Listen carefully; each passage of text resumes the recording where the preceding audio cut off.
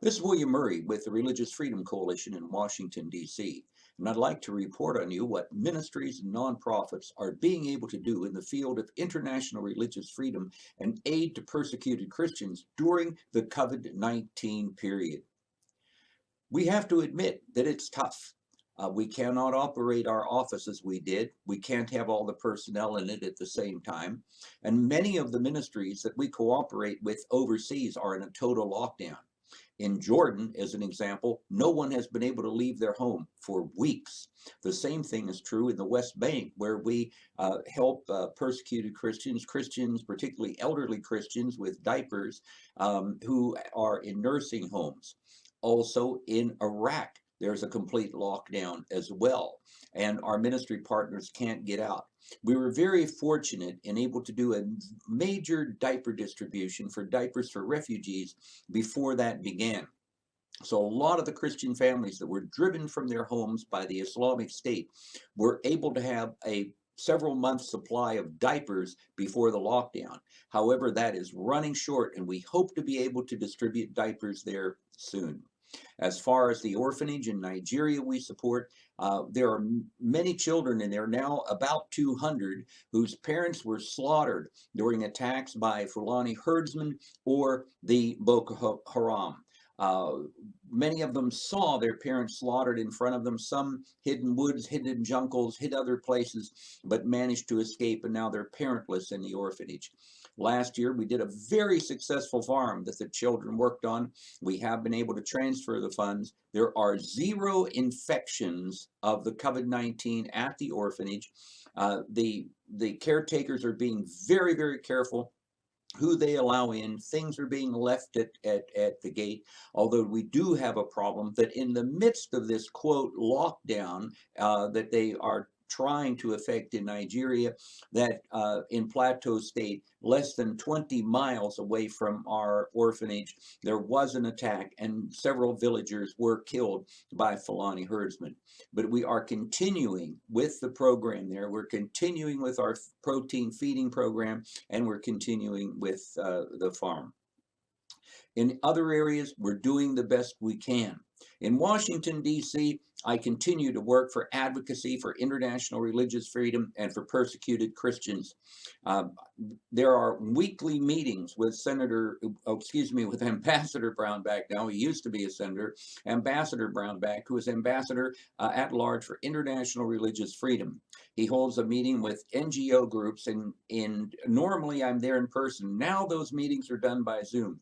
Actually, I'm able to attend more meetings than I could before because of the Zoom situation. But I made a presentation just within the last week to about 75 different organizations and others, representatives of Congress, who were on the Zoom call about the continued persecution in Nigeria. We are pushing in Washington, D.C. for sanctions against Nigerian oil. Look, we don't need it now. There's plenty of oil. Let's cut off the oil. Let's cut off the income to this Sunni Muslim president, who is also a Fulani herdsman, that is permitting these attacks on Christians by Fulani herdsmen in the, quote, buffer states, including Plateau State, where our orphanage is located. Many other meetings that I continue to monitor, to be at, some with representatives of the Trump administration, others with the Senate, and of course, right now with Nancy Pelosi in charge. The House is sort of a lost cause as far as religious freedom or helping Christians to any degree, but we're doing the best we can. Now, what can you do? Let's be honest, contributions to all nonprofits are down, and we could use your help.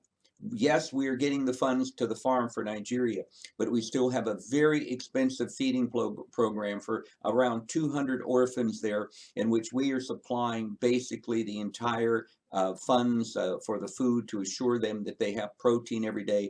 We did it last year. We're doing it this year. We have made a commitment, and we need to keep that commitment. Our Diapers for Refugee program, we have a little over, I think, 25 or 30% of the funds necessary for the year, but we're well into May. We have not been able to buy the next 3 months' supply of diapers. We need to get that done.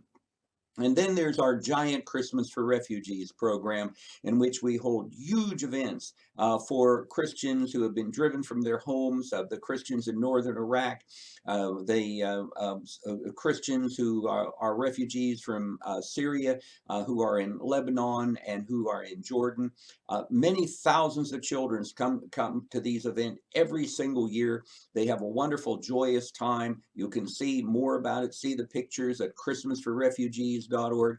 We don't know if we're going to be able to hold these gatherings this year. Hopefully, the situation with COVID-19 will be over, and we will be able to have Christmas for persecuted Christians in these various countries, including, by the way, in Nigeria.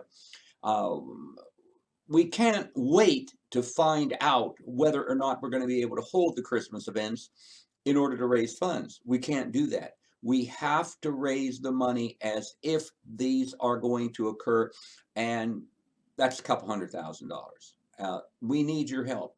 If you can help the Religious Freedom Coalition by contributing to the Diapers for Refugee program, the Christmas for Refugee program, or to our Nigerian relief programs, please do so today.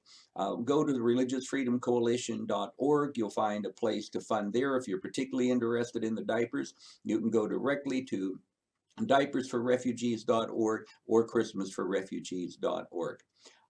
We appreciate your help. God is in charge. We know He's in charge. And we know that the outcome to this is in His hands. But we know that it is our duty to look after our fallen brothers and sisters in Jesus Christ, particularly those that are orphaned by the Islamic jihad that is going on in the world today. If you can help, please help. Again, I'm William Murray, Religious Freedom Coalition, Washington, D.C.